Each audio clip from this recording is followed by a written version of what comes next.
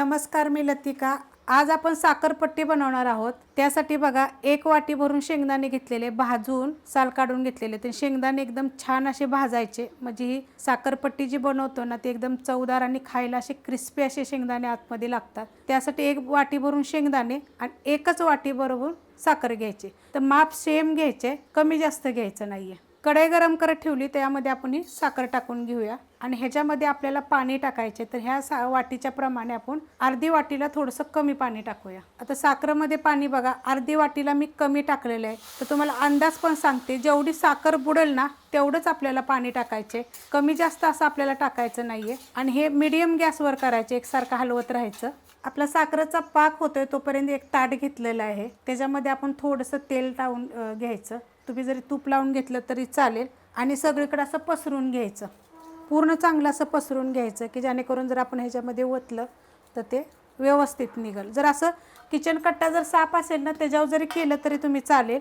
मी ताटामध्ये करणार आहे। साखर बघा आपली वितळलेली आहे, ह्याच्यामध्ये ना एक अर्धा चमचा दूध टाकायचं। म्हणजे दुधानं काय होतं, ही जी साखरेची जी मळी निघते ना, जी घाण निघतं काळं पण, ते आपण सगळं काढून घ्यायचं।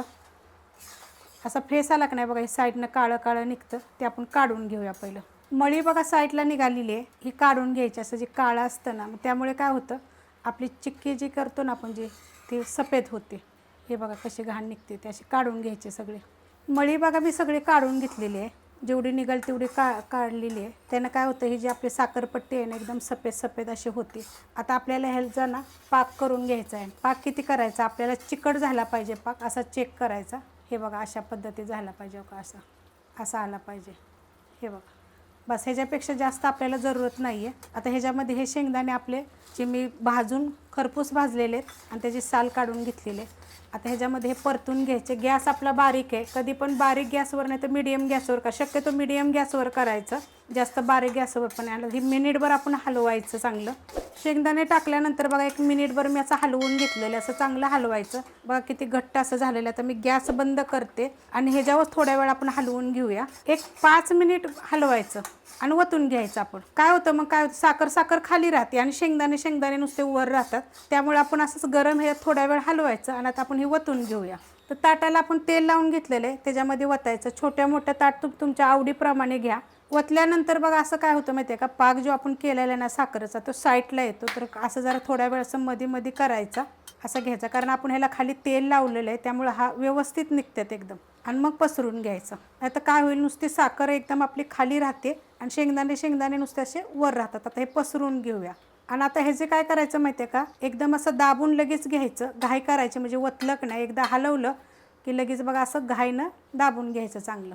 जेवढं दाबता येईल तेवढं दाबून घ्यायचं व्यवस्थित, कारण एकदा जर ते जमलं की नाही, म्हणजे असं पॅक झालं की नाही की परत मग ते आपल्याला पसरवा येत नाही। तर तुमचं जेवढं जाड असेल, पातळ जेवढी तुम्हाला पाहिजे असेल तेवढी करायची। फक्त एकदा वतल्यानंतर परत त्याला आपण हात लावू शकत नाहीये। तर बघा हे अशा पद्धतीमध्ये थोडंसं दाबून घ्यायचं। बघा किती मस्त झालेले एकदम असे, आणि किती पांढरे झालेले आहेत। आपण हे थंड होऊन देऊया आणि थंड व्हायसाठी एकदा 15 ते 20 मिनिटं लागतात, तर त्यानंतर आपण कापूया ह्याला मी ठेवलेलं बघा अर्धा तास झाले। 15 मिनिटं पण होतं थंड, पण मी अर्धा तास झाले मी ठेवलं होतं, थंड झाले बघा चांगलं। आता हे आपण काय करायचं माहिती आहे का, असं हातानं खाली दाबायचं।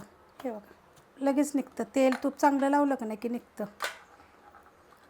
हे बघा मस्त निघाले।